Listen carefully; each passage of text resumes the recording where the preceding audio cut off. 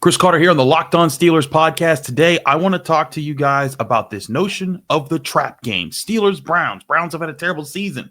Is this the trap game that trips up the Steelers after their big win over the Ravens? We'll talk about that, how the Steelers offense must counter an aggressive defense in the Browns, and how they need to create turnovers on the flip side on defense. All here on the Locked On Steelers podcast. I'm your host, Chris Carter. Let's get into it.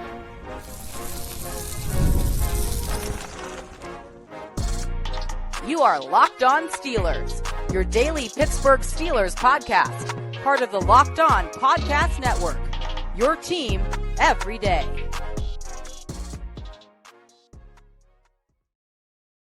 Hello, welcome to the Locked On Steelers podcast. I'm your host, Chris Carter, bringing you your daily dose of all things of the Pittsburgh Steelers. As always, you can find the show on your favorite podcasting apps and on YouTube. Like this, if you enjoy it, subscribe to this YouTube channel to get all of your daily Monday through Friday episodes, as well as our bonus content. We thank you for making us your first listen every day because we're your team every day. And today's episode is brought to you by Prize Picks. Go to prizepicks.com/LockedOnNFL. Use code all lowercase LockedOnNFL to win $50 instantly when you play $5. More on them later. All right, Steelers fans. Let's get down to the nitty-gritty. If you've been paying attention this week, it's the short week. The Steelers play Thursday Night Football. We will have crossover Thursday tomorrow, so that'll be your sort of preview for the game. We'll talk to Jeff Lloyd of Locked On Browns. But if you've been paying attention to the hype at all this week, coming off the big win, going into this game, and of course the Steelers, they're playing the 2-win Cleveland Browns, and you know what's coming with that conversation is the quote-unquote trap game. The Steelers were in a position last year, actually kind of crazily at a similar time of the year, where if they were actually in the race to have a chance to go after the AFC North, and they lost back-to-back games to 2-win teams in the Cardinals and the Patriots. So, of course, this is going to conjure up things like that, and people are going to be bringing that kind of stuff up. And I think that there's always some concern, like football-wise. Hey, got to lock in. It's a short week, coming off on a big emotional win over a hated rival, and now you're facing this other hated rival, and they're going to be desperate to beat you because they want to spoil your season. All those types of things, but I think we need to put a few things in perspective here. One, we're going to get to Cam Heyward, who we asked a lot about that in the locker room this week, and I thought he said some really interesting things that kind of point you in the direction of how focused the Steelers are on trying to win this game. But one thing that often gets thrown around in this is say, Mike Tomlin, he's bad against teams with losing records. He just can never beat those teams. Those are always the struggle points. And without doing any research, if you just use some common sense, this is the guy who has never had a losing season, and you're telling me that he's bad against teams with losing records. Logically speaking, if Mike Tomlin's bad against teams with losing records, he must be like undefeated against teams with winning records, right? But that's not the case. He's pretty balanced against teams with winning records, and when you look at his career, he's winning about 75% of the time against teams that finish with losing records. And if you're wondering, okay, well, where does that compare? You could compare it around a lot of coaches hover anywhere. A lot of the top tier coaches, hover anywhere from 66% to like 80-ish%. And the ones that are usually closer to 80 or above 80, they have, for MVP quarterbacks on their side, boosting that. Like Andy Reid right now has the highest rate, I think, of active coaches. Sean McDermott has a decent rate with Josh Allen, but like Kyle Shanahan, he wins 2/3 of those games in his career since 2017. So I think you look at that, and Mike Tomlin really doesn't have this terrible record against teams with losing records. There are games where teams trip up all across the league. If you look everywhere, everyone's always worried about a trap game at some point in the season. And sometimes what erases those is having great quarterback play that doesn't allow that to happen. And I think that's something that, the Chiefs have been able to benefit from. But you look around the league, a lot of teams go through this, especially a lot of teams that, are playing well and are still trying to find their way, like the Steelers are. But if you're wondering if the Steelers are overlooking the Browns, I don't think they really are. If you're on that Steelers roster right now, you haven't won in Cleveland since 2021. Think about that. That's just the last 2 games, but there's a want to reset that there. There's also a kind of a recognition like, hey, if you handle your business right now, you're going to keep putting yourself in favorable positions as you get later into the season, where those games against the Chiefs and the Eagles and the Ravens to finish the season and the Bengals, like those could all be games that aren't just about winning the division, that could be for the 1 seed. And it starts with focusing on this week. And when we talk to Cam Heyward in the Steelers locker room, listen to how he talks about how Mike Tomlin's preparing. Because one thing Mike Tomlin said on this Tuesday press conference, he hasn't even watched film from the Ravens game. He's been so focused on the Browns game. Listen to how Cam Heyward responds when someone told him that Mike Tomlin said that, and he's like, wait, what? He said he didn't watch what?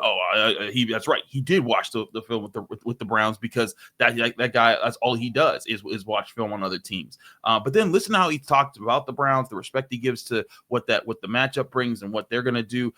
I think it kind of shows from the captain and the leader, hey, this is the focus the Steelers have going into their game against the 2-8 Brown teams. Here's Cam Heyward from the Steelers locker room on Tuesday, excuse me. Mike said he hadn't even looked at the tape when we talked to him yesterday. Does the fact that you guys won coming into the short week mean, it's not so urgent that you're like, we got to look and clean up all this stuff before we get to the Browns, where you can just kind of say, okay, good win, now let's get right on the next team? When he said look at the tape, was he referring to the Baltimore tape? Yeah. Okay, yeah, I was going to say, that dude, he was already on the Browns when we were in the locker room. I think, there's not a lot of time to, really analyze what you did in the last game. I was even talking to Dunbar, and we have grade sheets every week, and we didn't get a grade sheet yet, and I'm already, I'm bitching and moaning about that, but, it doesn't matter. But understanding that we have to move on to the next game, lock in, and be focused on the Cleveland Browns. You guys haven't had a lot of success in Cleveland the past few years. What have you guys emphasized as far as turning that around this week against this team? We're going into a hostile environment. We respect the dog pound. We understand what those fans and that team is capable of. It's like, those big rivalries in college football. It doesn't matter what the record is. You're going to get their best shot. And you have to respect that. We're looking forward to going up there. Cam, have you had a chance to look at Jameis and what this team has done this year? Yeah. I think Jameis is a gunslinger. He can throw the ball. He's got tremendous amount of arm talent. He's going to take chances. And we got to make sure we stop the run. You got Nick Chubb back, and if you provide short downs and distance because you didn't stop the run, Jameis is going to have a lot of success. So there you see Cam Heyward, talking about this team. He's focused. I think when Cam Heyward's focused, it helps everyone else be focused. And when I went around and talked around other people in the locker room, there isn't like it's a week off, or, it's a short week. They got to lock in. They know that the Browns are going to be hungry for this game. They still know the guys like Myles Garrett are going to line up across from them. They have to be ready. And I think that they are ready. I think that they are focused, at least in this early part of the week, getting ready to face the Browns. But again, I think there's a lot of things you have to remember. One, it's a divisional opponent. Divisional opponents play each other tight. I mean, if it wasn't for a blocked field goal, the Chiefs would have lost to the Broncos just a couple weeks ago. You look at how the Browns beat the Ravens not too long ago. I think there's a lot of things that go into these games that people don't realize, where, again, the familiarity comes into place. Teams know each other very well. They counter each other very well. And there's different kind of levels of chess matches than you get when, that you don't get out of, coaches that may play each other once every 4 or 8 years. And I think that that's something that should not be overlooked. And it's why I don't think this is necessarily a trap game, because the Steelers trap games by definition are about, catching a team unawares, being a team that's flying high, just doesn't pay attention to this team that's flying low, and they just get got because they were woefully unprepared. That's often what a trap game's about. That's not what the Steelers are looking at in this situation. I think that they are very much aware. And if you look at some of those last wins, I think there's some big factors, last losses they have in Cleveland. Because, again, they've beaten the Browns in Pittsburgh. They've handled their business there. But their struggles in Cleveland, I think that there's some answers there that play into what's coming up in this game and what's going to be the most important things to watch. We'll talk about that, including my locker room question of Russell Wilson about how he's preparing for the Browns, and a look at how that needs to play into the plan to face the Browns, both on offense and defense. We'll get into all that next here on the Locked On Steelers podcast. I'm your host, Chris Carter. Stick with us. We'll be right back. But first, I want to remind you this show is brought to you by Prize Picks. Prize Picks is the easiest and most exciting way to play daily fantasy sports. Unlike other apps on Prize Picks, it's just you against the numbers. Instead of battling thousands of other players, including pros and sharks, you just pick more or less on 2 to 6 player stat projections and watch the winnings roll in. Prize Picks is the fun new daily fantasy game that everyone needs to start playing right now. Prize Picks is the only real money daily fantasy platform with any injury insurance policy. Your lineups stay in play even if one of your players gets injured. If your player leaves in the first half and doesn't return, Prize Pick keeps your lineup alive. And now on Prize Picks, you can win up to 100 times your money with as little as making 4 correct picks. Prize Picks includes NFL, NBA, MLB, NHL, college sports, and so much more. Download the Prize Picks app or go to prizepicks.com to sign up and play daily fantasy sports. When you get there, be sure to visit prizepicks.com/LockedOnNFL. Use code LockedOnNFL, and you'll get $50 instantly when you play just $5. That's code LockedOnNFL to receive a $50 bonus for just playing $5. Prize Picks. Run your game. We're also brought to you by Z-Biotics. Z-Biotics pre-alcohol probiotic drink is the first genetically engineered probiotic. It was invented by PhD scientists to tackle rough mornings after drinking. Here's how it works. When you drink, alcohol gets converted into a toxic byproduct in the gut, and it's this byproduct, not dehydration, that's to blame for your rough next day. Pre-alcohol produces an enzyme. That enzyme then breaks the byproduct down. And as long as you remember to take Z-Biotics before your first drink of the night and you drink responsibly, you'll feel your best on the next day. I gave pre-alcohol a try before I had some birthday fun with some friends recently, and when I woke up the next morning, I felt fine after a lot of festivities. That just shows you that Z-Biotics works. Step 1, drink pre-alcohol before your first drink of the night. Step 2, drink responsibly. Still pace yourself, still hydrate. But step 3, you wake up in the morning and the next day you feel refreshed. It's that easy. Go to zbiotics.com to go to zbiotics.com/LockedOnNFL to learn more and get 15% off your first order when you see Locked On NFL at checkout. That Z-Biotics is backed with a 100% money back guarantee. So if you're unsatisfied for any reason, they'll refund your money, no questions asked. Head to zbiotics.com/LockedOnNFL. That's and use code LockedOnNFL to get at checkout to get 15% off. That's zbiotics.com/LockedOnNFL, code LockedOnNFL to get 15% off at checkout.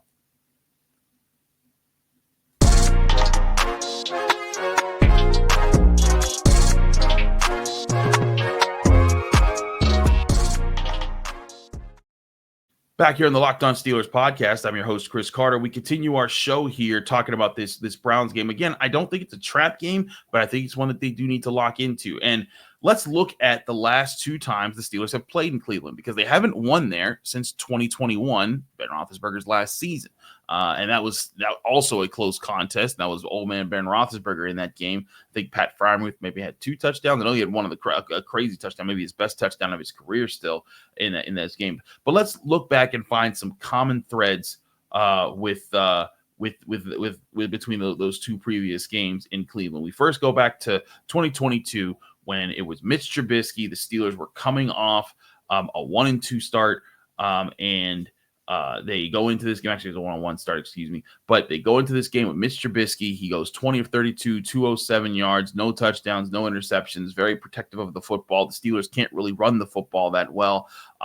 They don't really get anything going. The Browns roll in Jacoby Brissett at quarterback. He just kind of keeps it low, short passes, efficient passes, gets 21 of 31 for 220 and 2 touchdowns, no interceptions.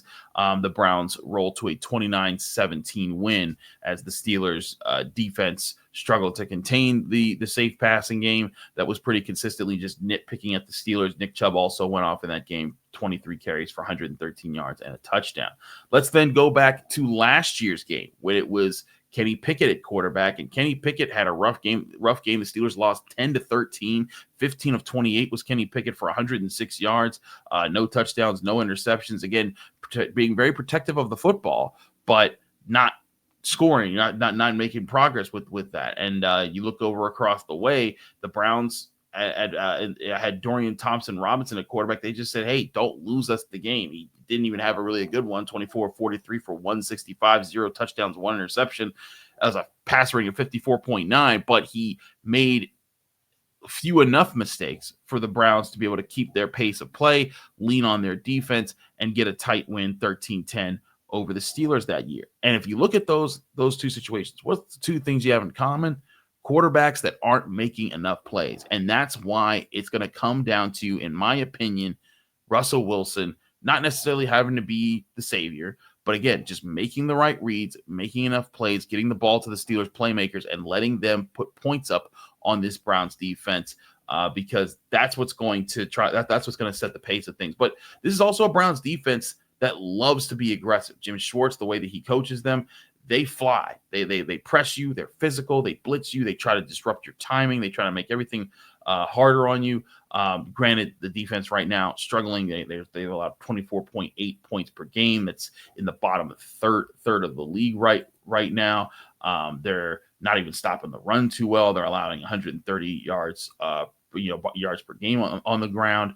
And their pass defense hasn't really been too elite either. So you look at all those different factors and you think like, okay, how do you attack this defense if they're so aggressive and they are allowing points and yards there? Well, I wanted to get into Russell Wilson, talk to Russell Wilson about that, because there is risk taking that's involved in attacking an aggressive defense, but it's knowing when to take those risks and when to capitalize on when those mistakes happen, because the Browns play so aggressively. And when you play so aggressively, when you're good and you're on, it's really tough to beat you because you're on top of it. But if you play aggressive and you miss, and there's opportunities because of your miss, that's when things can come back to bite you if you're a defense. So I asked Russell Wilson about balancing the risk taking versus the living to play for another down situation, and so that you can make sure that you're maximizing your opportunities for the Steelers in their matchup with the Browns. Here was Russell Wilson when I asked him that question. Russ, when you face an aggressive defense like the Browns, how do you balance the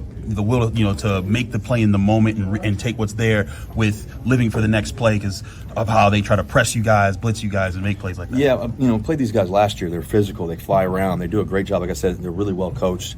Coach Schwartz does a great job coaching them up, and they're just such a talented group. So, they're gonna make some plays here and there. You got to understand that. You got to understand the balance of the game, and just really, just playing the game. If it's a 4-quarter game, it's a 4-quarter game. You get to play the moments, and as I mentioned to you guys, hopefully they have a collection of 75 great moments.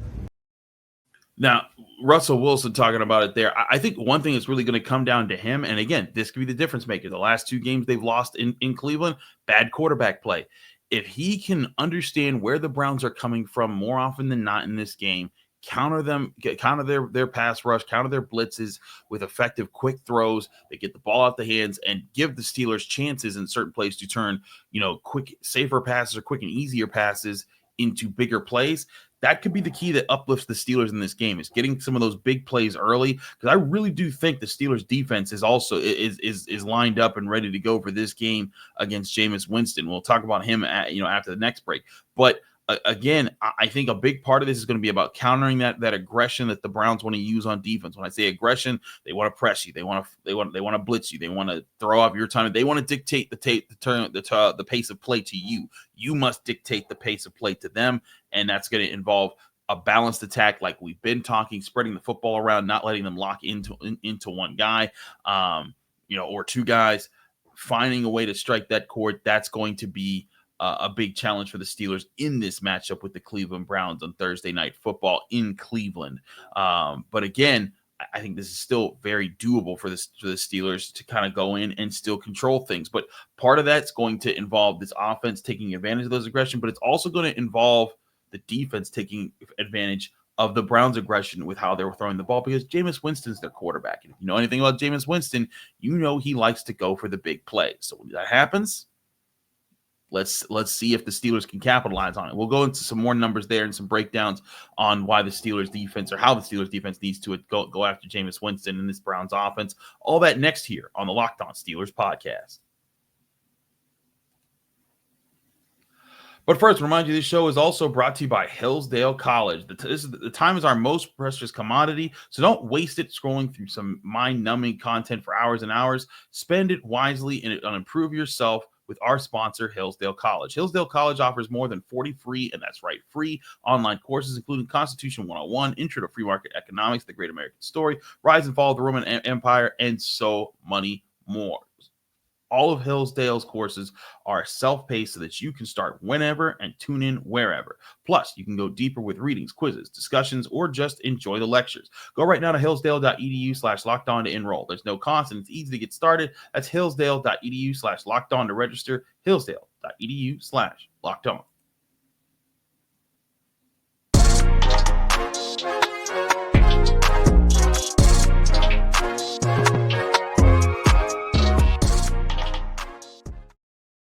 Back here on the Locked On Steelers podcast, I'm your host, Chris Carter. Let's get back into this game. And there's one factor, Cam Heyward brought up. I'm not going to replay the clip, but he called Jameis Winston a gunslinger, which Jameis Winston absolutely is. That's what he is, a double-edged sword. When he's on, he's on. When he's not, he's not. And it's very obvious in either way. The Steelers have to find a way to make sure that he's not in this game. And part of that is taking advantage of and creating the turnover plays with him. Now, again, you can't, manufacture things out of thin air. You got to have a plan. You got to force them into certain spots. But I think that's very doable for the Steelers. I mean, one thing that I looked at, and again, this is just Pro Football Focus because, and as we know, the grades aren't good there. But again, the more hard data that they track usually is pretty solid as far as what that provides. And I know, if Alan Saunders was on the show, he'd probably go off about it, but then he would agree that, the hard info, that's fine. It's just when they get into their grades and they start issuing their opinions on things, that's when things start to get a little dicey with Pro Football Focus. But back to Jameis Winston. There's a stat that Pro Football Focus tracks called turnover-worthy plays, where it's just, hey, the defense just catches the ball, makes the play that's right in front of them.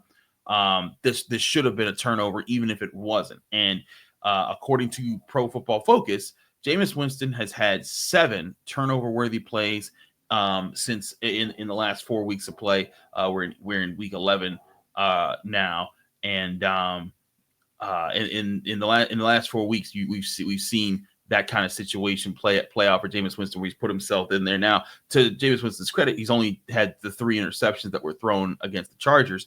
But he's been very fortunate with some of these other ones with just drops in bad spots by defenses. And I look at that turnover worthy play number that's 7 in the last 4 weeks for Jameis Winston. That's, by the way, also 3 games, not 4 games, because they've had a bye. So you look at the Browns. Jameis Winston's number of turnover worthy plays, according to Pro Football Focus, that's 7 in the last 4 weeks. Is second most in the NFL. The only person who has more is Drake May, and again, that was done more so because from a rookie, and it took him 4 games compared to Jameis Winston's 3. Point being, Jameis Winston is going to give you your turnover opportunities. And I'll also say I think this number itself by Pro Football Focus is short, because I watched Ravens versus Browns, and I counted at least 5 dropped interceptions by the Ravens defense, and those were turnover-worthy plays.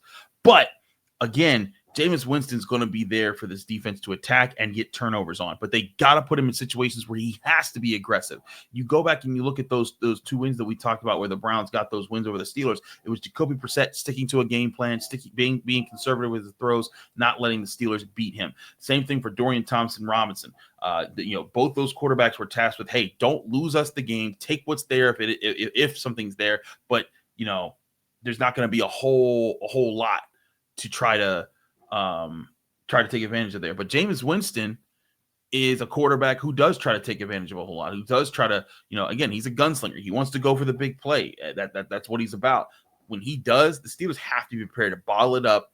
They have to be prepared to take advantage of it and go after the ball and create turnovers in this game. If they're able to do that, I really like their chances. But it all kind of works as that circle of life moment when you look at the Steelers right now, because the offense can set up the defense by coming out against the Browns and making plays early, attacking, figure out where they're vulnerable when the Browns are being aggressive, put some points on the board. If the Steelers get a couple stops, then all of a sudden the Browns, like the Ravens kind of did late in their game, they all of a sudden the Browns are going to have to back off of Nick Chubb a little bit, and that's going to be that's going to be a factor I think the Steelers are trying to get to. They want Jameis Winston to have the ball in his hand. They want him to take aggressive shots, and they want to see if their guys can come down with it. And I think that's something that the Steelers are able to do. It will be a huge it'll go a long way to winning this game between these two teams that also know each other very well. I think that the Browns, they're struggling. They're 2-8. I thought they would struggle this year. I didn't think they'd struggle this badly this early. I thought it would happen a little bit earlier, but I do think that when you look at this game, the differences for the Steelers, has to be Russell Wilson being at quarterback. He has to give you a good game. He cannot come out and play poorly like he did the last 2 ones. And then 2, you got to force Jameis Winston into making those mistakes. When he does, you got to capitalize. You can't drop picks. You can't miss those opportunities. You got to be able to lock in, make those happen. Whether it's Minkah Fitzpatrick, Joey Porter Jr., Patrick Queen, whoever, get those turnovers. He's going to be aggressive. He's going to be aggressive. Be prepared for him to be aggressive and create those turnover moments on your own end for him, so that you can try to take over if you're the Steelers here. But I think it's that simple of a game plan right now. I say simple like there's not a whole bunch of film they've had to watch to assemble it. But this game's going to come down to, can the Steelers quarterback just not be terrible in this game? And can he move the ball? Can they put the ball in the end zone? They will need to put the ball in the end zone in this game. They cannot live off of field goals forever. But can they do that and then put the Browns in a bind where they're going to have to be aggressive if they want to make moves? And if Jameis Winston's their quarterback and he's being aggressive, that could be the turnover plays that end up sealing the deal for the Steelers in the long run. I think that this is still a very important matchup. This is still a game that both sides are looking forward to because of their division rivalry status. And I don't think it's a trap game. I just think it's one the Steelers need to have a plan with moving forward. We'll get to more of that plan as the week rolls on. We got Locked On Steelers and Locked On Browns on Crossover Thursday tomorrow with Jeff Lloyd. Tune in for that. We'll be previewing your game. I'll also be covering this game not from home. I'm not going to Cleveland, but I got some other duties to handle. But we will still have a Friday episode out for you all to enjoy after the Steelers-Browns game, whichever way it goes. So, all that being said, thanks for tuning into the Locked On Steelers podcast. I'm your host, Chris Carter. Follow me on Twitter and Instagram, @CarterCritiques. Read my work at the Pittsburgh Post-Gazette, post-gazette.com. Find me here in the Locked On Steelers podcast every Monday through Friday on your favorite podcasting apps and on YouTube. Back tomorrow for Crossover Thursday right here on the Locked On Steelers podcast.